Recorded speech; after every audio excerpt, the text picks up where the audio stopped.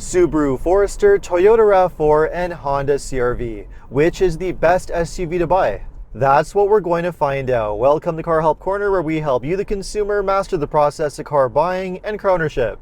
The RAV4, Forester, and CR-V are three of the most popular crossover SUVs on the market, and even I frequently recommend them as being some of the safest, most reliable, and value-packed SUVs that you can buy. With that being said though, there are some very important differences between them, and there's one that definitely stands out above the rest. So let's get right into this comparison, starting with the engines. Now, both the RAV4 and the CR-V offer a choice between a regular gas engine or a hybrid engine. The Forester has been completely redesigned for 2025, and although at the moment you can only get it with a regular gas engine, a hybrid engine option is coming later in 2025 as well. Although they perform very similar and have similar fuel economy, all three of these SUVs do have very different engine and transmission setups. The Forester has a 2.5-liter four-cylinder boxer engine that's non-turbo and has a CVT transmission. It produces around 180 horsepower. The CR-V has a turbocharged 1.5-liter four-cylinder engine, again with a CVT, and this engine produces 190 horsepower. And as for the RAV4, that has a non-turbo 2.5-liter four-cylinder engine with a conventional 8-speed automatic transmission. And in this case, the engine produces just over 200 horsepower. In terms of fuel economy, all three of them are very close. All three are able to average roughly between 8 to 10 liters per 100 kilometers, which is not bad for a small SUV. Now, if I had to put one of these in last place for its engine transmission performance, it would have to be the Subaru Forester.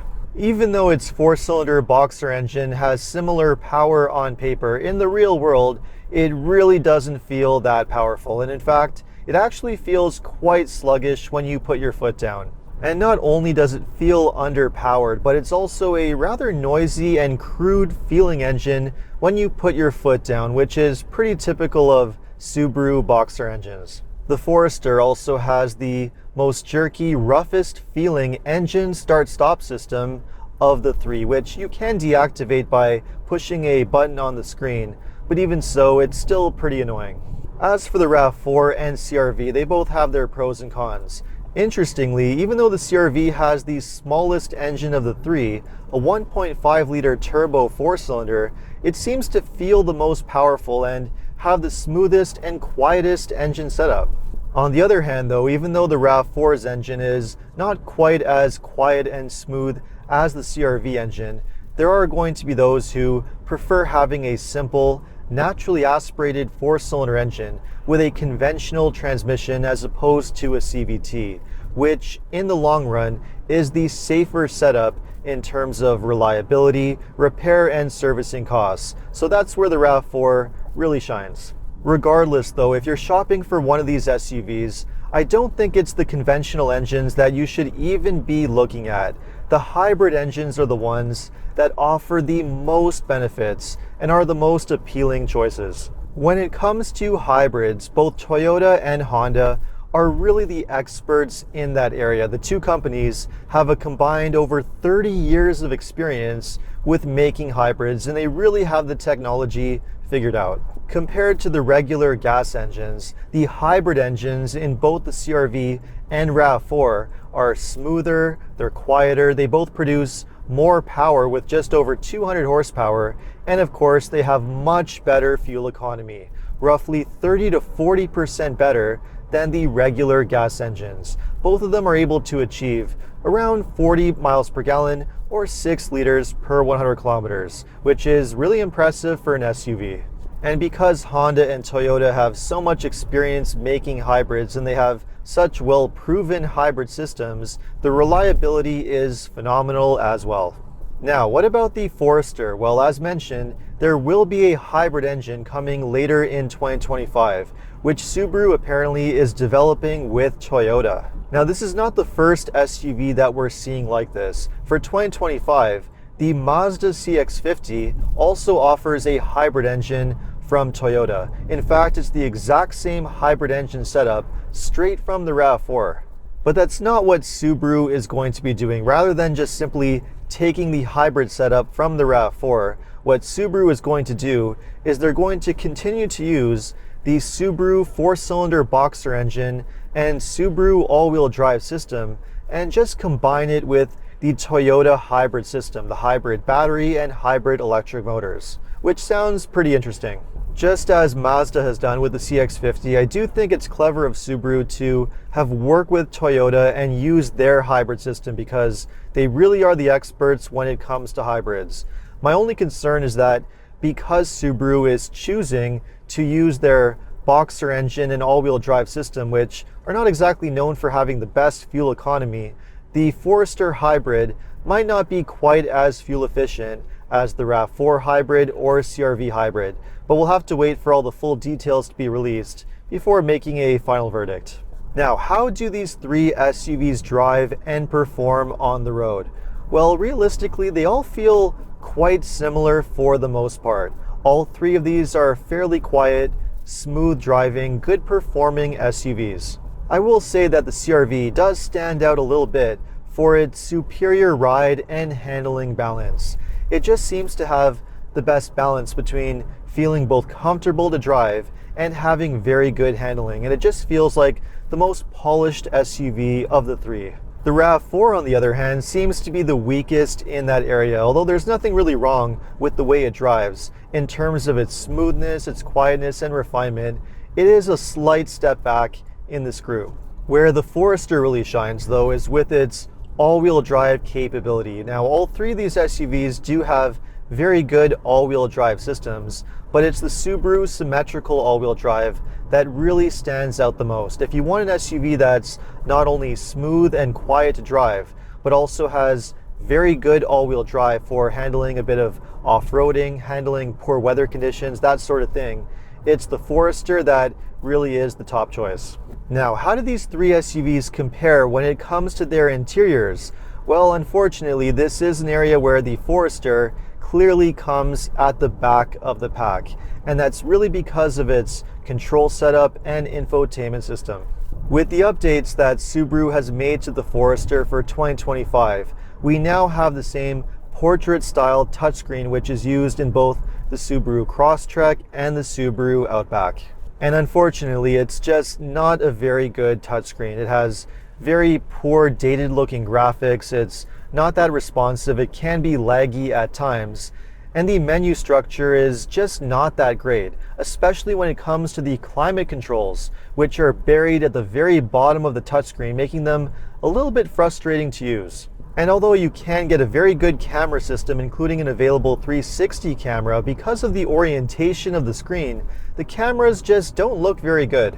Now, although I certainly would not consider the touchscreen to be a deal breaker, you probably will eventually get used to it. There's no question that both the RAV4 and the CR-V just have much better control setups.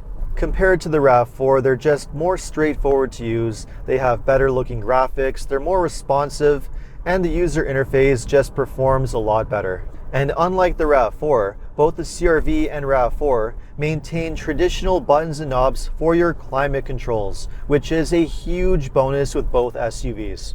Now, aside from the control setup, all three of these SUVs do have well put together interiors with decent fit and finish. They have excellent storage space, and there's plenty of room for your passengers and all your stuff.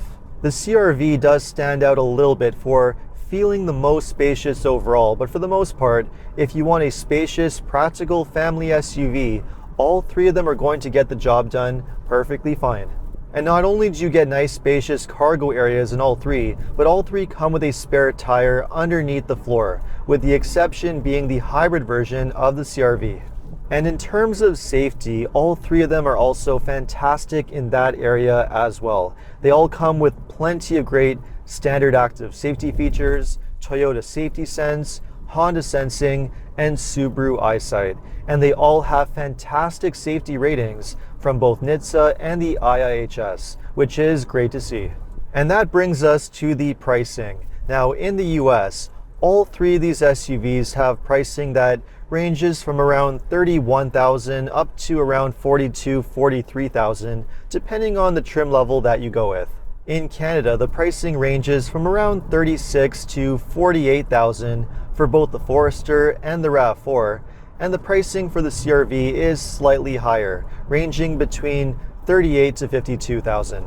And as for the hybrid engine option, Honda and Toyota have done it a little bit differently. In the case of Honda, the lower trims come with the regular gas engine, whereas the higher trims only come with the hybrid engine. Whereas in the case of Toyota, you can get the hybrid engine on every single trim, from the least expensive LE all the way up to the top of the line Limited, where the hybrid engine will cost around $2,000 to $2,500 extra.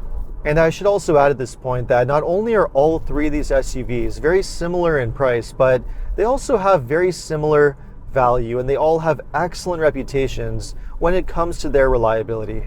If I had to pick one to be the standout in that area, it would have to be the RAV4, which generally does have the safest reputation. But that being said, if you want a well-made, long-lasting SUV that's not going to cost you a lot of money in repairs, all three of these are very safe choices. And because of that reputation, all three of these SUVs have phenomenal resale value. So in terms of value for money, you cannot go wrong with any one of them. But at the end of the day, which of the three is the best choice and the one to go for? Well, if I had to put one in last place, it would have to be the Subaru Forester. Although it is a very good SUV in many ways, that infotainment touchscreen does hold it back quite a bit and make it quite frustrating to use. It also has the noisiest, roughest engine of the three, especially with that engine start-stop as mentioned. And at the moment, it's the only one that does not come as a hybrid, which is a significant downside for those who want to save money on fuel. Now, as for the CR-V and the RAV4, between those two, it really is a toss-up, especially if you focus on the hybrid versions, which are truly fantastic SUVs and absolute no-brainers to go with. Although the RAV4 is not quite as smooth and quiet and quite as substantial feeling and polished feeling as the CR-V, it is the better value in terms of pricing. You can get one for a much lower price. The issue is that availability for the RAV4 is not that great, and in many areas you do still need to order one and wait quite a long time to get your hands on one, which is a downside. The CR-V hybrid, on the other hand, really does feel like a truly well-rounded SUV. It just does everything incredibly well. It drives phenomenal, it has fantastic performance and fuel economy. The reliability of the hybrid is absolutely excellent.